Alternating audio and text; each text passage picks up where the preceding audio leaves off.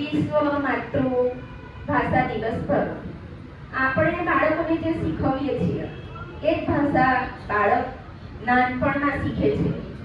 પણ આપણે આગળ જતા ઘણી બધી ભાષાઓ તમે જ્યારે શાળામાં આગળના ધોરણમાં ભણો છો તો શીખો છો અને શીખવી પણ જોઈએ.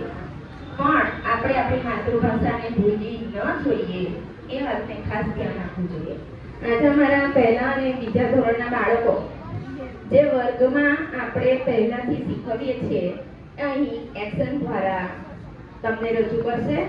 તમે શાંતિથી સાંભળજો અને સાથે તાળી પણ પાડજો જેથી એ લોકોને પણ મજા આવશે. બરાબર? સાથ આપશો ને બધા?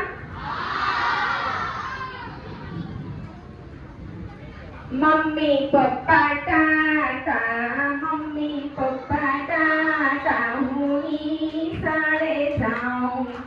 Mummy papa mummy papa Tata, હું નિશાળે જાઉં.